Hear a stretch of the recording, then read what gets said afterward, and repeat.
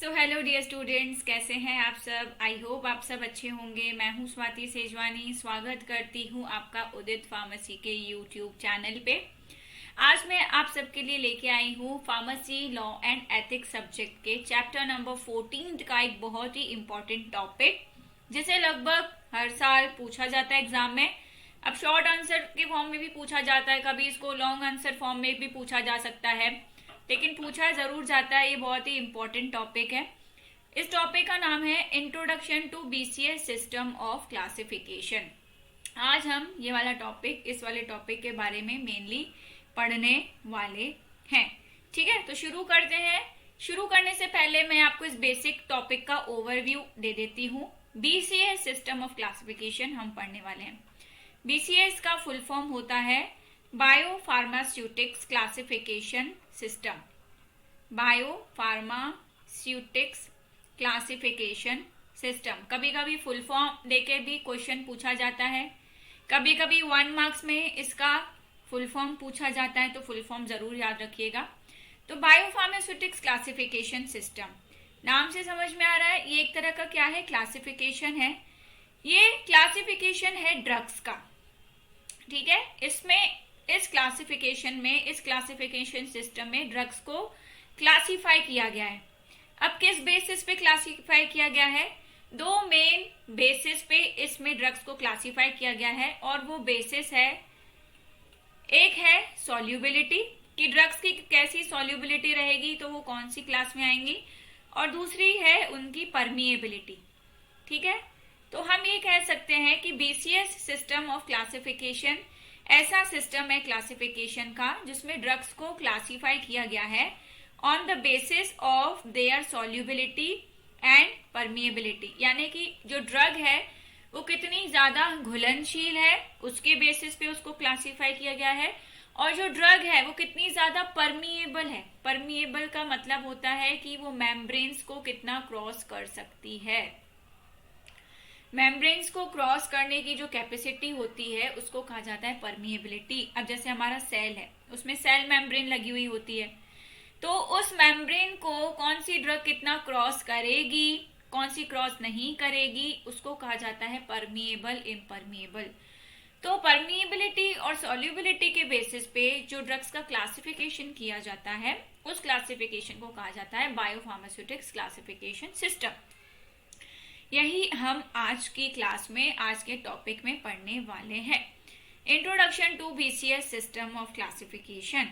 The biopharmaceutics classification system, जिसका नाम है BCS system, it is a scientific framework developed to predict the behavior of drug product in human body based on its physico-chemical properties. Biopharmaceutic classification system एक scientific framework है, ठीक है, जिसको developed किया गया है ड्रग का बिहेवियर देखने के लिए, कि ह्यूमन बॉडी में जब ड्रग जाती है तो किस तरह से काम करती है, कितनी सॉल्यूबल है, कितनी परमिएबल है ना। यानी कि उसकी फिजिको केमिकल प्रॉपर्टीज को देखा जाता है, और उसी के हिसाब से जब उसको क्लासिफाई किया जाता है तो उसको कहा जाता है बायोफार्मास्यूटिकल क्लासिफिकेशन सिस्टम। ये जो फिजिको केमिकल प्रॉपर्टीज हैं ये 2 ही हैं, पहली है इसकी सॉल्युबिलिटी और दूसरी है इसकी परमिएबिलिटी।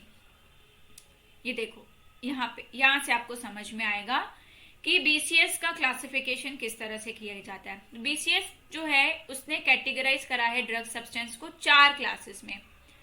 मेन 4 क्लासेस में क्लासिफिकेशन किया गया है ड्रग्स का बायोफार्मास्यूटिक्स क्लासिफिकेशन सिस्टम के हिसाब से। पहला है हाई सॉल्युबिलिटी, हाई परमिएबिलिटी, दूसरी क्लास है लो सॉल्युबिलिटी, हाई परमिएबिलिटी, और तीसरी क्लास आती है हाई सॉल्युबिलिटी, लो परमिएबिलिटी, और क्लास 4 में आता है लो सॉल्युबिलिटी एंड लो परमिएबिलिटी। अब आप इसको याद कैसे रखेंगे? याद आपको 2 क्लासेस रखनी है और 2 उसकी अपोजिट। जैसे कि आपने क्लास 1 अगर याद रखी तो क्लास 4 एकदम उसका उल्टा होगी, है ना।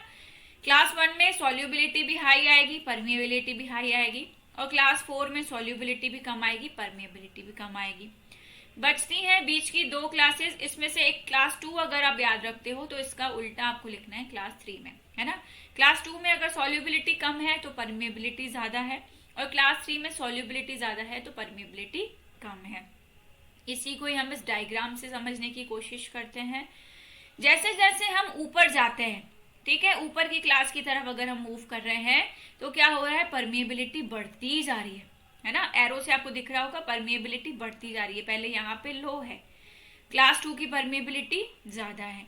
वैसे ही अगर हम राइट टू लेफ्ट मूव कर रहे हैं तो सॉल्युबिलिटी बढ़ती जा रही है। इस तरह से डायग्राम के फॉर्म में भी आप अपना आंसर लिख सकते हो।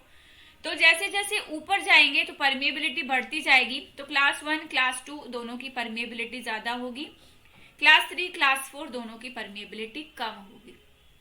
सॉल्युबिलिटी की हम बात कर रहे हैं, तो जब हम राइट से लेफ्ट मूव कर रहे हैं तो सॉल्युबिलिटी बढ़ रही है, ठीक है।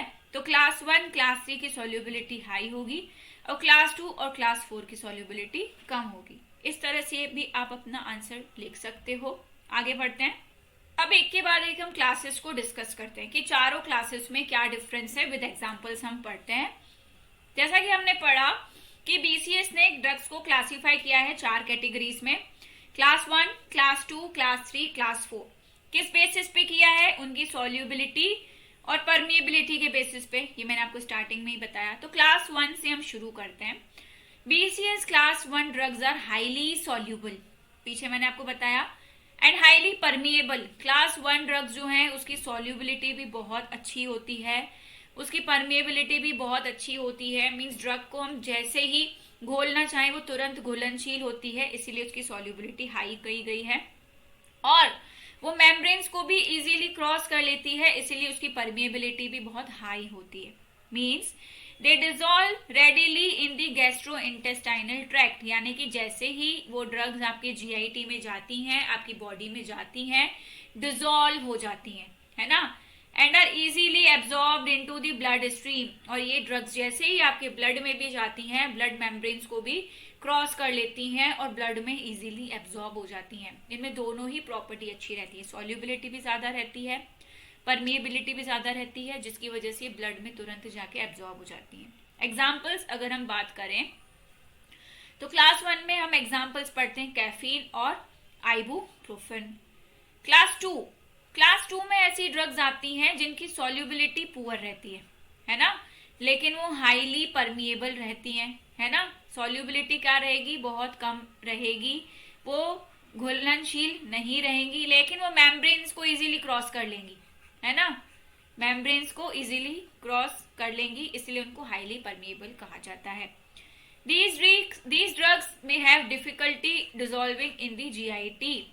ये जो ड्रग्स हैं जीआईटी में जाके बिल्कुल इजीली डिसॉल्व नहीं होती हैं, मुश्किल देती हैं डिसॉल्व होने में। But once absorbed they can pass through cell membranes easily, लेकिन अगर एक बार ये एब्जॉर्ब हो गई तो ये मेम्ब्रेन्स को इजीली क्रॉस कर लेती हैं। क्यों? क्योंकि इनकी परमिएबिलिटी अच्छी है। सॉल्युबिलिटी भले कम है लेकिन इनकी परमिएबिलिटी अच्छी है। एग्जाम्पल्स अगर हम देखें क्लास 2 के, तो इसमें आती है ड्रग्स कीटोकोनाजोल और डानाजोल। आगे आते हैं हम क्लास 3 ड्रग्स देखते हैं। क्लास 3 ड्रग्स में आती हैं ऐसी ड्रग्स जो कि हाईली सॉल्यूबल रहती हैं, लेकिन इनकी परमिएबिलिटी बहुत पुअर रहती है, मेम्ब्रेन्स को वो क्रॉस नहीं कर पाती, लेकिन ये घुलनशील होती हैं। It means they dissolve easily in the GIT. जैसे ही वो जीआईटी में जाएंगी, हमारे अंदर बॉडी के अंदर जाएंगी, वो तुरंत डिजोल्व हो जाएंगी, लेकिन ये सेल मेम्ब्रेन के थ्रू पास नहीं हो सकती है ना। जो भी हमारी सेल मेम्ब्रेन्स हैं इसको पास नहीं कर पाती हैं, क्योंकि इसकी परमिएबिलिटी जो रहती है वो पुअर रहती है ना। मेम्ब्रेन्स को क्रॉस करने की कैपेसिटी इनमें नहीं रहती है। इसके एग्जाम्पल्स अगर हम देखें तो है एथिनोनॉल वाली ड्रग हो गई, साइमेटिडिन ड्रग हो गई। लास्ट कैटेगरी आती है क्लास 4 ड्रग्स। क्लास 4 में दोनों प्रॉपर्टीज जो है पुअर रहती है, सॉल्युबिलिटी भी पुअर रहती है, परमिएबिलिटी भी पुअर रहती है। इट मीन्स जो जैसे ही जीआईटी में जाएंगे बहुत मुश्किल से डिसॉल्व हो पाएंगी, ठीक है, इजीली डिसॉल्व नहीं हो पाएंगी, सेल मेम्ब्रेन से भी इजीली पास नहीं हो पाएंगी, क्योंकि इनकी परमिएबिलिटी भी पुअर होती है। ऐसी ड्रग्स को फिर हमें उनकी फिजिको केमिकल प्रॉपर्टीज को इम्प्रूव करना पड़ता है। डिफिकल्टी आती है उनका डोजेज फॉर्म बनाने में, क्योंकि ना तो वो सॉल्यूबल रहती है अच्छे से, ना ही वो परमिएबल हो पाती हैं। जैसे कि ड्रग हो गई ग्रेसियोफिल्फिम हो गई, डायजिपाम हो गई, ये आती है क्लास 4 ड्रग्स में, जिनकी सॉल्युबिलिटी पुअर रहती है, परमिएबिलिटी भी पुअर रहती है। जो एग्जाम्पल्स अभी हमने पढ़े चारों क्लासेस में, उसके अलावा भी यहाँ पे बहुत सारे एग्जाम्पल्स हैं आपको जो इजी एग्जाम्पल रखें, आप हर क्लास में से 2-2, 3-3 एग्जाम्पल लर्न कर सकते हो, उसको अपने आंसर में एड ऑन कर सकते हो। जितना ज्यादा अच्छा आप आंसर लिखोगे उतने ज्यादा मार्क्स आपको स्कोर होते हैं एग्जाम में। जैसे कि क्लास 1 में कई सारे ड्रग्स के एग्जाम्पल हैं, chloroquine, diltiazem, metoprolol, paracetamol, propranolol, theophylline, verapamil, ये क्लास 1 ड्रग्स के एग्जाम्पल हैं। जो भी 2 से 3 बेस्ट आपको याद हो वो आप लिख सकते हो। क्लास 2 में आता है carbamazepine, danazol, glibenclamide, ketoconazole, nifedipine, phenytoin, troglitazone, ये क्लास 2 के एग्जाम्पल्स हैं।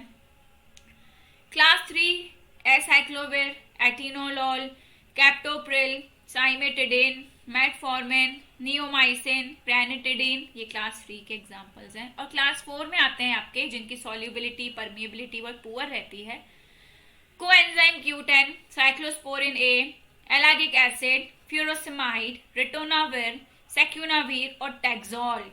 ठीक है, ये सारे चारों क्लासेस में से जो भी आपको एग्जाम्पल्स बेस्ट लगे वो आप याद कर सकते हो। आप सब चाहें तो मेरा यूट्यूब चैनल भी सब्सक्राइब कर सकते हैं जिसका नाम है फार्मेसी विद स्वाति, और इंस्टा पे मुझे फॉलो कर सकते हैं, स्वाति सेजवानी मेरी आईडी है, आई एम स्वाति सेजवानी भी मेरी आईडी है, और फार्मेसी विद स्वाति भी मेरी आईडी है, जहाँ पे आपको एजुकेशनल वीडियोस मिल जाएंगी। ऐसे ही बेहतरीन और वीडियोस के लिए हमें फॉलो जरूर करें। Thank you so much for watching.